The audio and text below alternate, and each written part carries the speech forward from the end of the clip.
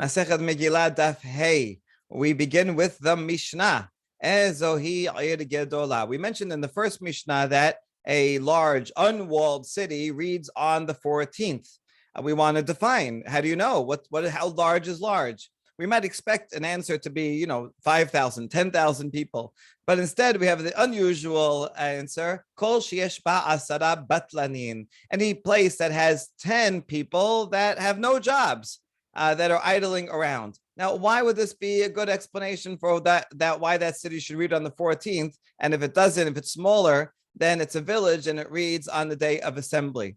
Well, it may have a very good reason. The Gemara is gonna say that these are not just 10 unemployed losers. Rather, we're talking about 10 people that are in the Bet Knesset and therefore probably are actually community leaders. They are people who are judges, teachers, chazan, shamash, people that the community relies on. So batlanin doesn't mean they don't do anything. As the opposite, they don't have a regular job as a farmer or a smith, but rather they are compensated by the community in order to help out and do. So it has to be a big enough city that can sustain having this professional class of people that don't have regular jobs. And that would make sense.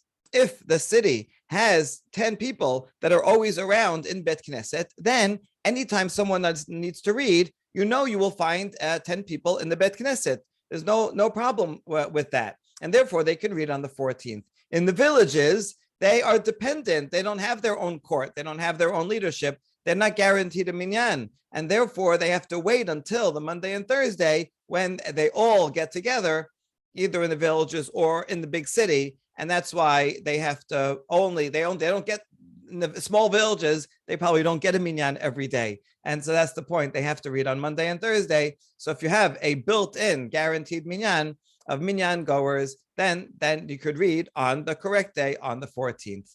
All right, so that seems to be what batlanin means. And pachot mikan arezek kfar. If you have 9 or less people, then that is called a village, and the village would go back to the previous Monday or Thursday. Now, be'elu amru maktimim be'lo ma'acharin. Regarding those issues, we said the rabbis taught that we go to an earlier date, not a later date. Even if the 14th is, let's say, on Sunday, we don't push the villagers to the next day, Monday. You can never read Purim never read Megilah on a later date. You always have to go back to an earlier date. Similarly, if it's the 14th is on Shabbat, then the cities and villages don't read on the 15th. They can't do that. They have to go to an earlier date. The word be'elu is curious because we're only talking about one issue, as opposed to the next part of the Mishnah, which is many issues. Aval zeman aseh kohanim, ve'tisha be'av, ve'chagiga, ve'hakel, those 4 issues, macharin, ve'lo maktimin. For those, and when they fall out on Shabbat, and we can't do them on Shabbat, we push it forward to Sunday and not backwards to Friday. So my question is, why do you say be'elu as a plural if actually we're only talking about one issue? So you might say be'elu on these days, or that the many days, 11, 12, 13, 14, or maybe be'elu means in the villages, even though the previous word really just said azek kfar, it didn't refer to them as a plural. To answer this, if you look at the Tosefta parallel here, Tosefta says, regarding machasita shekel and reading Megilah, both of these, makdimim velo ma'acharim. So this be'elu may be a remnant of a source of the Mishnah in which there actually was another item on which you do it earlier and not later. The machasita shekel refers to the fact that if it's the time to announce machasita shekel on Rosh Chodesh Shadar is Shabbat, then you announce it beforehand. And you do it the Shabbat beforehand, like when we read the parasha of Shekalim. Okay, anyway, that would explain that word be'elu. So regarding Megilah, we always go earlier, but regarding Atzeh Kohanim, this is the time when various families, as we saw, would donate wood, and the Kohanim also had their date to donate wood to the Bet HaMikdash. And they have a certain date. If that date happens to be Shabbat, we don't do wood donations on Shabbat. You have to carry all the wood and other things that would violate Shabbat. So that's not proper. Instead, you go forwards, not backwards, and you'll push it off till Sunday instead. Also, Tisha B'Av. We don't fast on Shabbat. Only Yom Kippur we fast on Shabbat. That's biblical. But Tisha B'Av on Shabbat, we push it forward to Sunday. That happens today. Chagiga, bringing Korban Chagiga. Every festival of the Shalosh Regalim, everyone has to bring a Korban Chagiga. If it's on Shabbat, we do not bring it that day. We have to push it forwards. And also Hakel is when we gather together all of the Jewish people, and once every 7 years, and this is done on the second day of Sukkot, and this cannot be done on Shabbat. Why? Various reasons. A simple one is because it involves building a stage. The stage has to be built that day in the Bet HaMikdash. You can't have it around the day before because it gets in the way. And you can't build it on Shabbat, and therefore you have to push it off. Don't push it backwards, rather push it forwards. We have a parallel to this today. When He Iyar falls out on Shabbat, we do not in Israel. They commemorate Yom HaSmot not on Shabbat, also not on Sunday, because they don't want people to be preparing on Saturday to celebrate on Saturday night. And thereby violate Shabbat. So actually, probably most years, we don't celebrate Yom HaSmut on He Iyar, but rather it's always pushed off to Monday or another day when it falls. So anyway, that's similar to Hakel. We go forwards and not backwards. The Gemara will explain why in each of these cases. Why do we go backwards and why do we go forwards? Now, regarding Mikra Megilah, even though the rabbis taught that we should go an earlier day and not a later date. On that day that you're reading Megilah, let's say, for example, a village is reading on Thursday, and that Thursday is the 12th of Adar.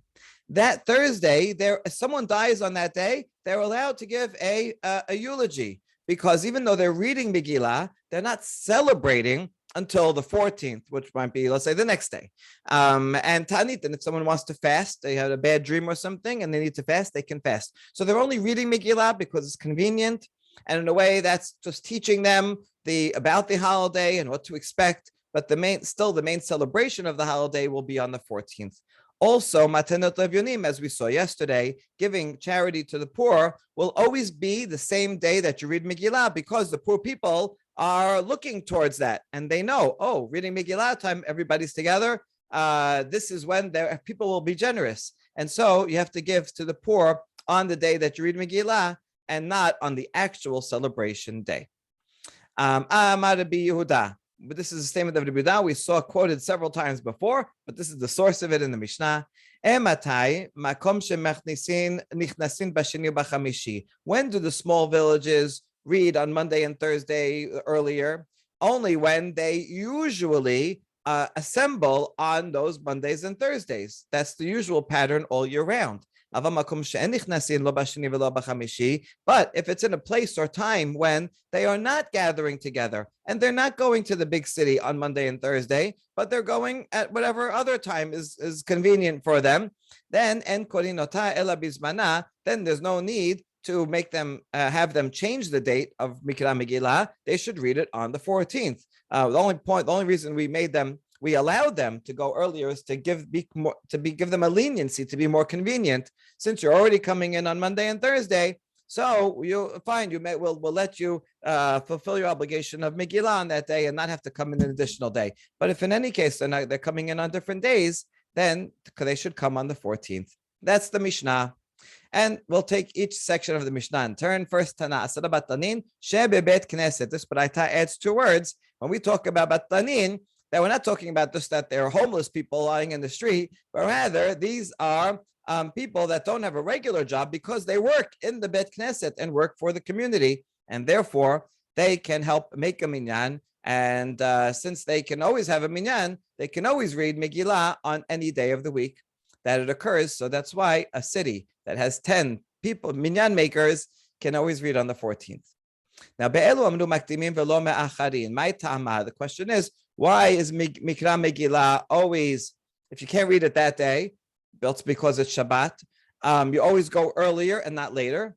What's the reason? We saw this already. Amar Rabbi Abba, Amar Shemuel, Amar Kera velo ya'avor. That the peshat of this pasuk means don't pass by this mitzvah, don't violate it, don't forget it. But la'avor could also mean don't pass it, don't go forwards. past the date of the 14th for a regular city, or past the 15th for a walled city. You never go past those dates. So if you need to change the date, then you always go earlier. Once we quoted one law in the name of Shemuel, we're going to quote another one also in the name of Rabbi Abba Amar Shemuel. And this is a more general law about calendars and counting that has a lot of relevance. If you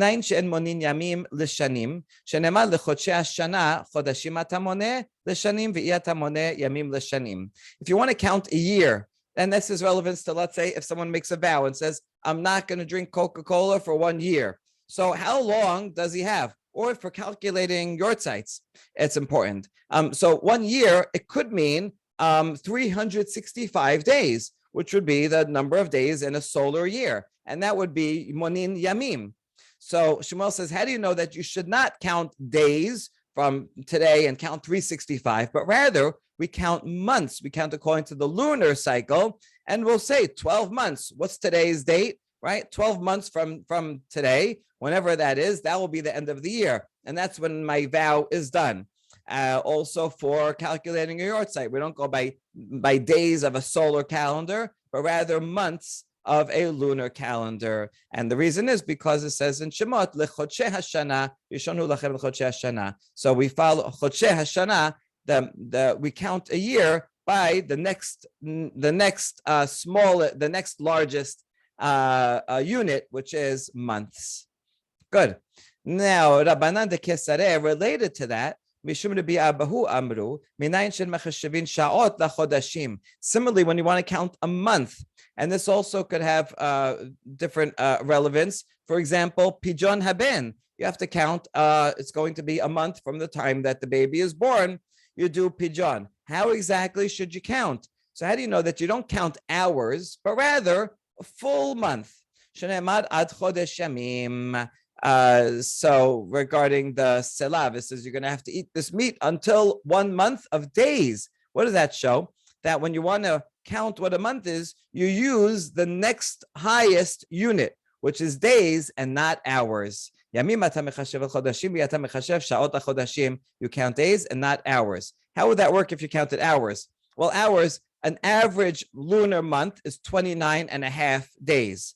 So if you wanted to count hours, you'd have to, let's say, take the time that the baby is born and make sure that you don't do Pijon Haben until 29 and a half hours. What that means that even if the baby's born, let's say, a few minutes before sunset, so the 29 and a half hours might push it off to a whole nother day.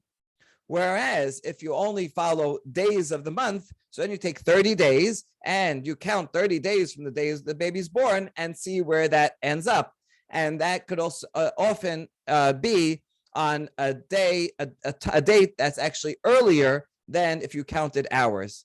This is relevant because Sephardim only count by days, and we don't care about hours. Ashkenazim, despite this Gemara, do take into account that it should be after 29 and a half point and a few minutes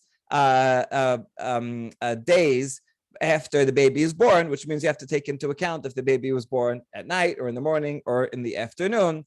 But if you only go by days, then it doesn't matter what time of the day the baby is born. All right. In all these halachot, we go forwards, we push forwards. Tisha B'Av, Aktume Puranut Lamekademe. The reason why Tisha B'Av we push forward is because it's a negative day. We don't want to invite it and make it earlier, right? Tisha B'Av, we'd rather push it off. Anything that's negative, I'd rather do it later. Maybe Mashiach will come in the meantime. We won't have to fast at all. So calamity, we push later. That makes sense. Chagiga nakel is because the time of obligation didn't come yet. I only have to bring a korban chagiga once the Yom Tov begins. So there'd be no point in giving it a day earlier when it's not even Yom Tov yet. The day begins. So then I have the obligation. That day happens to be Shabbat. I can't bring a korban chagiga on Shabbat. I don't bring anything on Shabbat unless has to be done that day, like korban musaf for Shabbat has to be done that day. But chagiga I can do any day of the holiday, and therefore, since you could do it a few days from now, tomorrow, the next day, therefore it doesn't override Shabbat. and no point in doing it before. Hakel also, the whole mitzvah of Hakel does not arrive until Sukkot starts. I can't do it before because then it's not time for Hakel yet. Okay, once it starts, if the second day of Sukkot is Shabbat, I can't do it today, then I'll push it off to tomorrow. So that makes a lot of sense too. Now, Tana.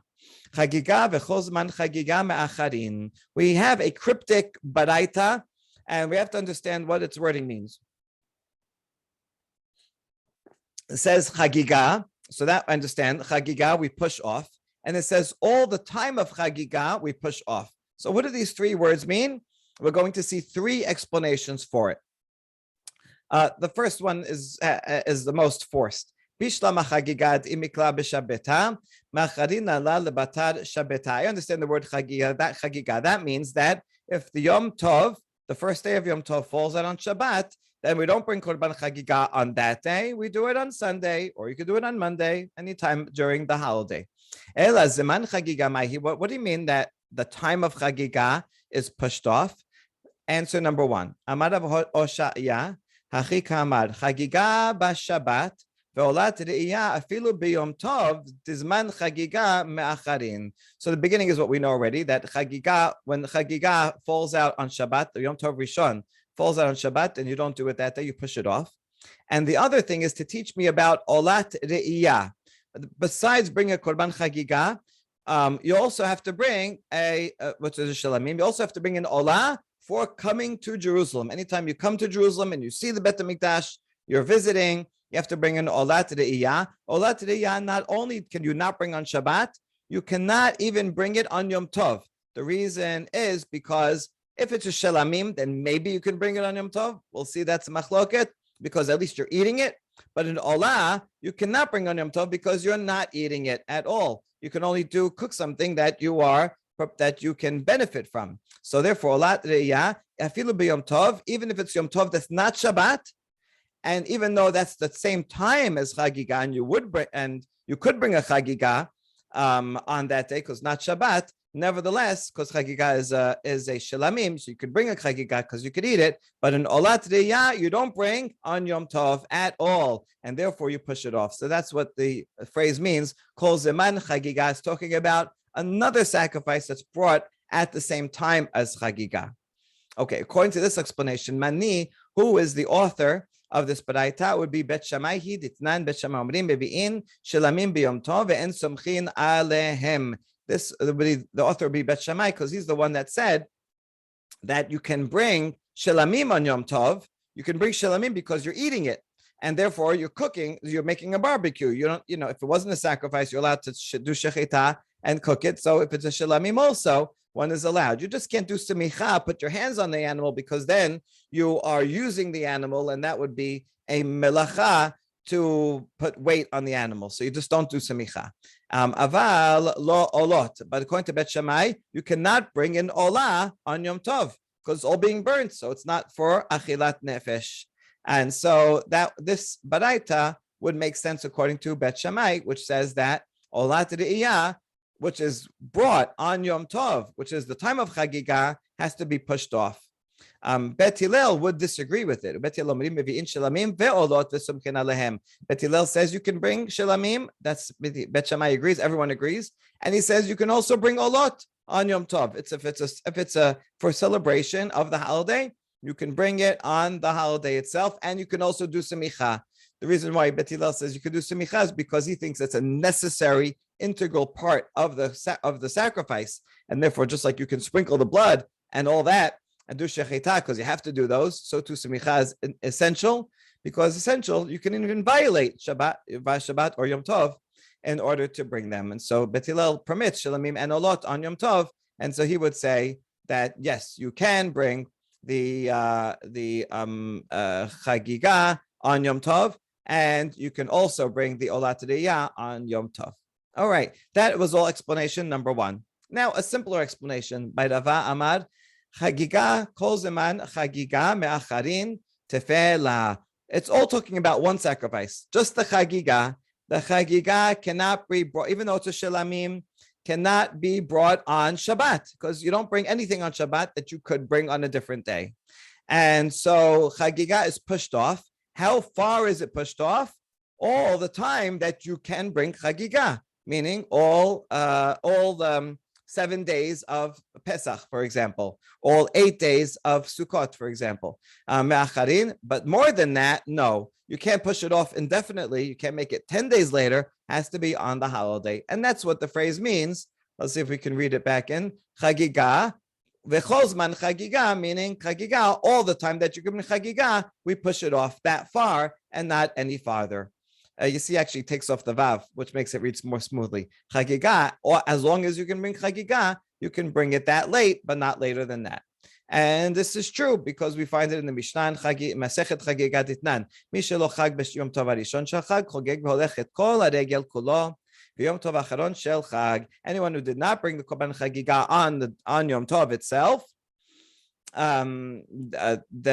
can bring it all of the holiday, even on Shemini Aseret. Even though Shemini Aseret is technically a separate holiday, not part of Sukkot, nevertheless, you could bring your chagiga as a makeup for if you didn't bring it the first day.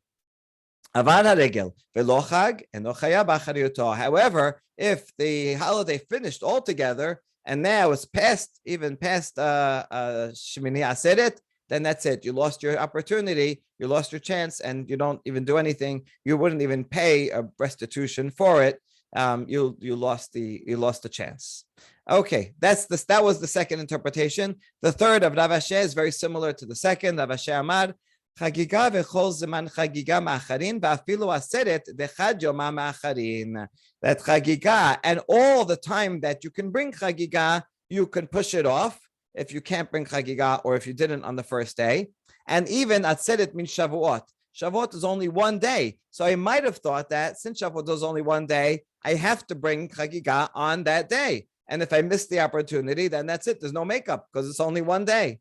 So this teaches that no, even though Shavuot is 1 day, because it's kind of a ghost holiday, and the 6 days after, you can still bring korban chagiga in commemoration as a makeup for that 1 day. And until today, we don't say tachanun on Shavuot and for the 6 days following Shavuot, because those are the Yemei HaMiluim, when you can bring that sacrifice. Ditnan, modim shimchal aser tiot b'Shabbat, sheyom tibuach achar Shabbat. Everybody agrees that, including Bet Hillel, that if Shavuot is on Shabbat, then you would do the sacrifice after Shabbat.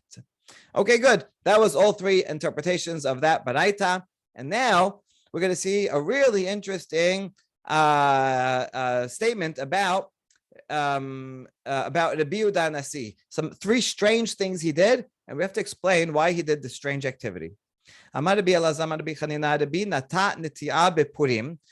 1, he planted something on Purim, and that's going to be controversial because there's an opinion that you can't do work on Purim. Second, rachatz be'karona. This is not corona, the virus. Rather, be'karona comes from a Greek word which means a spring or a well. He washed himself in a spring of water in Sipori, Shel Sipori b'Shivasa b'Tammuz, on the 17th of Tammuz, even though that's a fast day. So what was he doing washing himself on a fast day is a good question. The commentaries here explain either he felt that 17th of Tammuz is not an obligatory fast day. Remember, we saw Masechet Rosh Hashanah that said, if it's a time of not peace and not persecution, then it's optional. And so maybe he felt optional and he didn't have to, so he didn't observe the fast. But that's not likely because it doesn't say he ate on 17th of Tammuz in public. It only says he washed. So probably what this is coming to teach is that on the minor fast days, although you're not allowed to eat and drink, you're allowed to wash, which is the halakha today. You're allowed to wash on a fast day. So he washed even in public on the 17th. And third, bikesh la'akor Tisha B'Av v'lo hodu lo, and he wanted to uproot Tisha B'Av. This is insane. What does that even mean? Because it seems like Tisha B'Av was observed even when the second Bet HaMikdash was up. So how could you, and why would he want to uproot Tisha B'Av? So this requires explanation. In any case, the rabbis did not agree with him on these matters. At least regarding the third matter, they did not agree with him. Tisha B'Av. Okay, so let's explain this. Rabbi Abba says, you got only half the story. That's not actually what happened. That year, Tisha B'Av fell out on Shabbat. this makes sense why we're quoting this here, because that's what we were talking about before. And utchinu le'achar Shabbat, and because we don't fast on Shabbat, so they pushed it off to Sunday. So the B says, oh, you're already pushing it off. We're not actually fasting on the 9th of Av. You're doing it on the 10th of Av. Oh, so then we should forget about it. Once you're pushing it, you may as well push it. The B had the same phrase on yesterday's daf. They said, once you're pushing once you're pushing an unwalled city from Shabbat to Friday, you may as well push it back to Thursday, right? So that this follows his general opinion. That's what it means. He didn't want to uproot Tisha B'Av altogether, but only pushed off Tisha B'Av. And the sages did not agree with him. Why didn't they agree with him? Well, one, maybe because actually the 10th is the real day. We saw Rabbi Yochanan actually wanted to make Tisha B'Av on the 10th. And in any case, even if it's not the real day, we should commemorate it on whatever appropriate day is appropriate. Okay. After that, they said 2 is better than 1. See, because you remembered the beginning of the story, but not the end of the story. So now that we're together, we can fill in the details of the story. And it's always better to learn with someone, so that if you make a mistake or forget something, the other person can fill it in.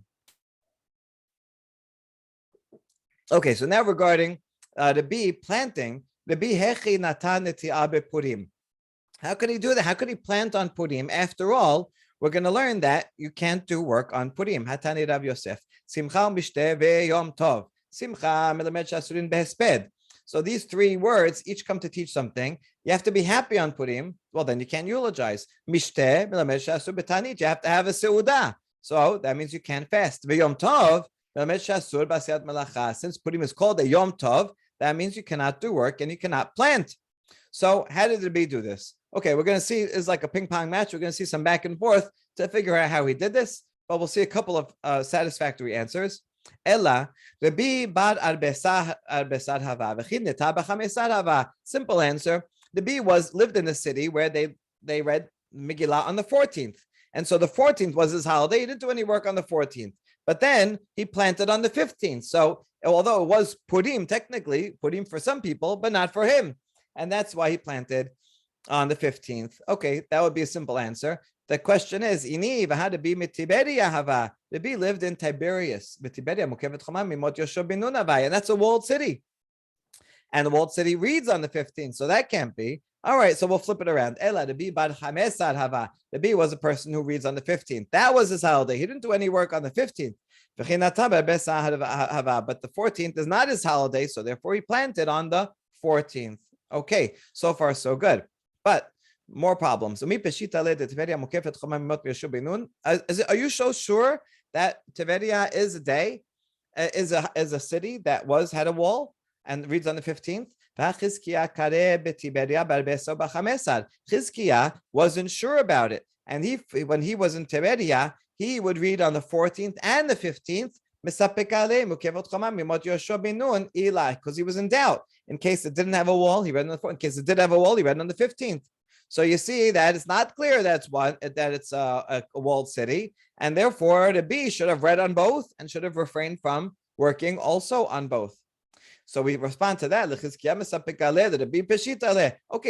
has safek, but so what? Biudanasi, maybe he was greater, and he knew this history, his archaeology better, and he knew that it did have a wall. So just because Chizkiah didn't know doesn't mean the B doesn't know either.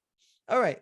So we got out of that question. Wait a second. Even if he knows that it's on the 15th, still, is he allowed to do work on the 14th? In Megilah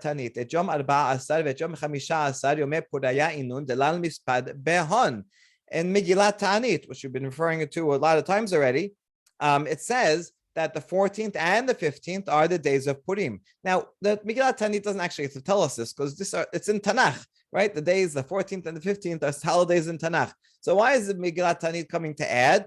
Must be coming to add that you are not allowed to do any, you have to celebrate both days no matter where you are. And that's what Rava said. It comes to teach us that even if you're a 15 guy, you still shouldn't do work on the 14th. And even if you read on the 14th, you still shouldn't do work on the 15th. Like today, we don't say Tachanun on the 14th and 15th, no matter where you are. So therefore, the B should not have planted on the 14th, even if he knows that Tiberia is a walled city and he read on the 15th. So we answer to Rava, no, when the Megilah Tanit says you should honor the 14th and the 15th, that just means celebrate it by not eulogizing and by not fasting. That both days apply, right? Even if I'm in an unwalled city and we have a funeral on the 15th, we're still not going to say a eulogy. But regarding not doing work, that only applies on one day, on the day you read. And this derasha that Rava made from Megilah Tanit does not apply to not doing work. And so Rava was okay. And he was able to plant on the 14th and read on the 15th.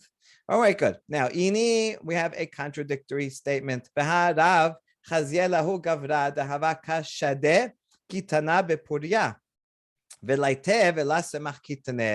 Rav once saw a certain person who was planting flax on Purim, and Rav didn't like what he was doing that. So Rav cursed him, and the flax never grew. That's a story. And so looks like you're not allowed to do work. And so we say, well, who says that was a different day? Maybe that guy was reading on the 14th and planted on the 14th, and that's why he shouldn't have done work on that day. The story doesn't say it was on what day it was. So everything so far is so good, right? The bee planted on a different day than he read, and this man who was cursed planted on the same day that he read. And so all that but all that is satisfactory, and we have an answer. But we're going to give yet another answer to explain the B. We can even say that the Yehuda Nasi, in fact, did plant on the very same day that he read. And he, the Jewish people, accepted not eulogizing and not fasting on Purim, but we never accepted the idea of not working on Yom Tov. And since that wasn't accepted, even if there was once upon a time a halacha that the rabbis tried to enact it, if the people don't accept it, so it's permitted. And therefore, he must have thought that it is permitted. And how can you tell that the rabbis tried to say no working? They wanted to make Purim like a Yom Tov, right? Like totally. Or maybe at least like Chol HaMoed, something like that. But it didn't work because you compare these two Pesukim in Esther.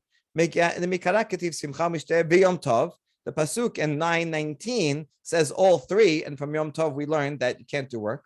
Ulbasov ketiv, later on in that same chapter, in pasuk 22, it says lasot otam yemei mishteh v'simcha, and ve'ilu Yom Tov la ketiv. It doesn't say Yom Tov, which means that although Esther, Mordechai, and Anshe Knesset Gedolah tried to make it a high-level prohibition, can't even a high-level holiday, and can't even do melacha. It was not accepted. Since it wasn't accepted, it's permitted. And this is a much broader answer. And this would totally explain that a bee could plant whenever he wanted. Okay. This, however, is too broad because now we have a question on that story. Why did Rav curse this poor guy? If in any case, right, we see that the enactment of no work on Purim was never accepted. So what's wrong with this guy who was planting flax? Why did Rav curse him? And the answer is there's a category of custom that even though it's permitted, if some people take upon themselves a stringency, then they have to continue in that stringency. This is actually very important because within this is two types of customs. If there's a law that's permitted and people mistakenly think it's not permitted, and so they're stringent, in that case, it's just minhag ta'ut. Right? You thought it was not allowed, but actually it was allowed. It was out of ignorance. Those people can stop doing it. But if there's a group of people that knows something is permitted, but take upon themselves a stringency anyway, and that's their tradition to be stringent, then they're not allowed to undo it. They have to follow the stringency because it was taken not out of ignorance, but out of a special commitment, an extra fence. Like there was one family that would not, in the Talmudic times, that would not travel on Friday, even a short trip, because just in case. So everybody knows it's permitted, and they were machmir upon themselves, therefore they can't give it up. And the same would be here in the place where Rav lived and where this guy planting flax was. was a place that they had a custom of not working on Purim. And therefore, that's why Rav cursed him out. But in the place of Rabbi, there was not such a custom. Everybody worked in the place of Rabbi, and therefore Rabbi was totally permitted. And as the second explanation of Rabbi, it was totally allowed, not just that it was on a different day. And now a third answer to explain Rabbi's behavior. Maybe Rabbi actually lived in a place where the custom was not to do work on Purim. And so really you cannot do a normal planting if it's for working because you want to grow things. But a happy planting is different. What's a happy planting? In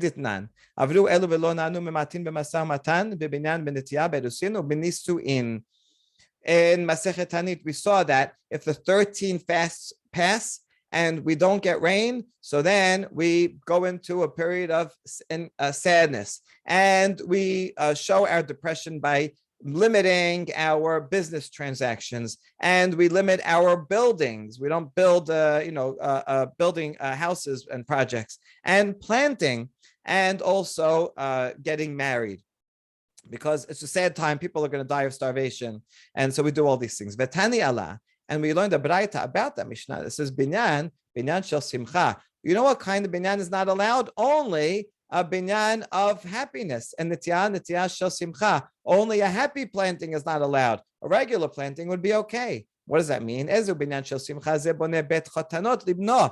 you're building a wedding canopy for your son, they used to make, not like today, we just do 4 poles. They used to make a little house or a tent where they would rest, where they would sleep for 7 days, and everybody would celebrate with the couple. So that's a happy building. That is what is not permitted when there's no rain. But if you need to, fix your deck, that's just a regular building. You just need to fix it. That's okay.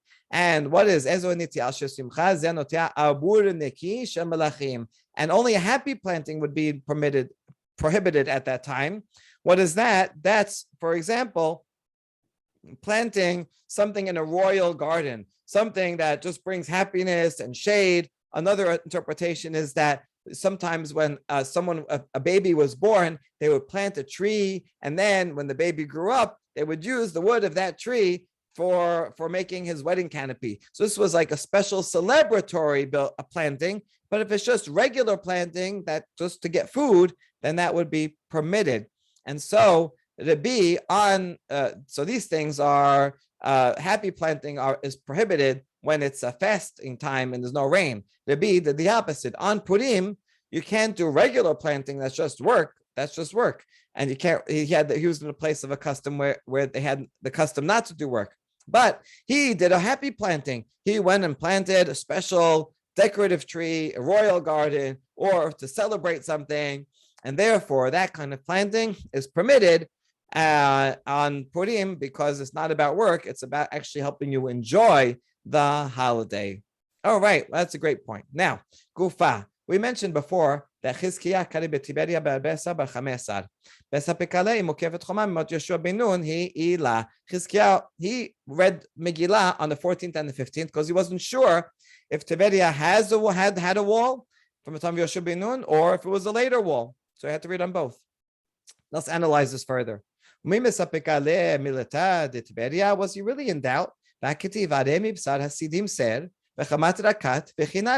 The pasuk in Yoshua that says they fortified these 3 cities, and Kaimalan Rakat Zot Tiberia, and the second one mentioned Rakat.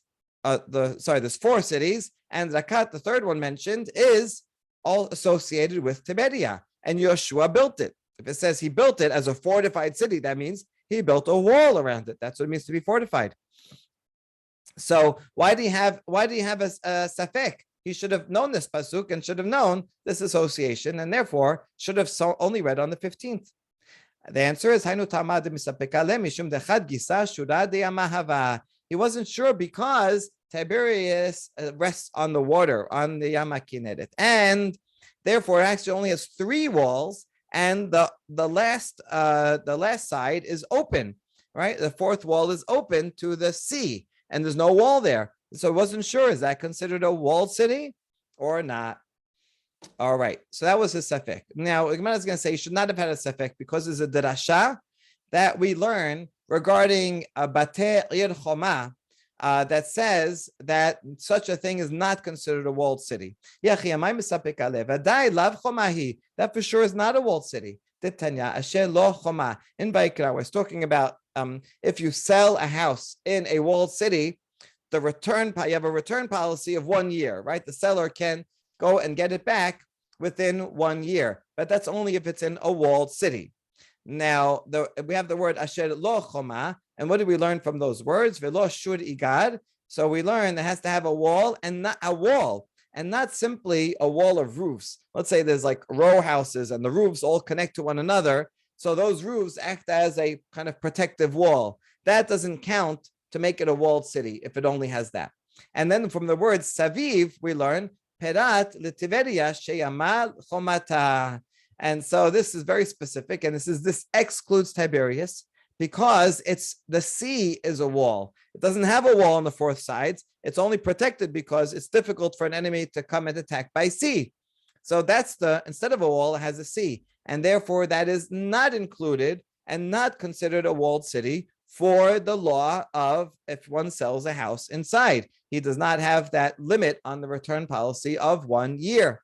So now back to the question. The question is on Chizkiah. How come he had a doubt? Didn't he know this pasuk and this midrash? And according to that, it's not a walled city. He should have read only on the 14th. It's never been a walled city because it never had four walls. And the answer to explain Chizkiah is linyan batei arechoma la mesapek aleh. Yes, he knew the halacha, he knew all this, and he knew that regarding the selling a house of a walled city, he had no sefek. That is not considered a walled city. But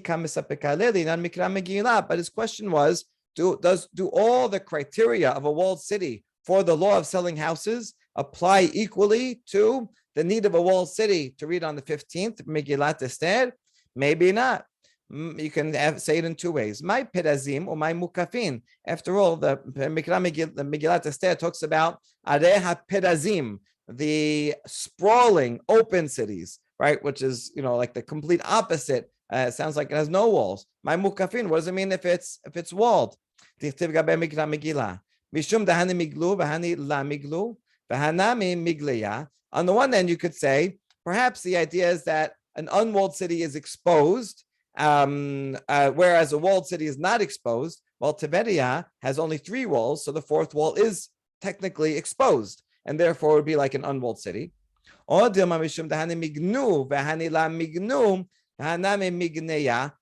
the essential difference is that a walled city is protected, an unwalled city is not protected. Well, Tiberias is protected because it has 3 walls and a sea. And if the main thing is not being open, but rather being protected, then for the law of Mikra Megilah, Tiberias would be considered a walled city, and therefore he would read on the 15th. And therefore, that's what he didn't know. He didn't know if we should apply all the same criteria of a walled city from the law of selling houses to Mikra Megilah. If you do apply it, then you're right, it's exposed, and it would be an unwalled city and read on the 14th, but maybe not. Maybe it's not the same. And it's about being protected and is protected, and therefore read on the 15th, and that was his sefek. Okay, last paragraph. Rav Aseh kari Megilah behusal be'arbesar u'bechamesar. In a different city in Usal, a small city in Bavel, Rav Aseh wasn't sure about it, and he read on the 14th and the 15th. He wasn't sure if it had a wall in time of Yoshua ben Nun or not.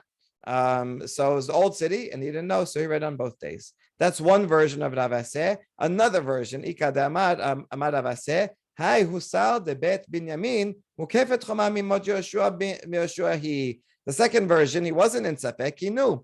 Husal is from the tribe of Binyamin, and in fact, it was an important city, and it did have a wall from the time of Yoshua ben Nun, and therefore you should for sure read on the 15th. All right, so we're not sure about whether Rav Aseh was sure or not about the city of Hutzal, and so we'll have to leave that doubt standing. Baruch Adonai L'olam. Amen ve'amen.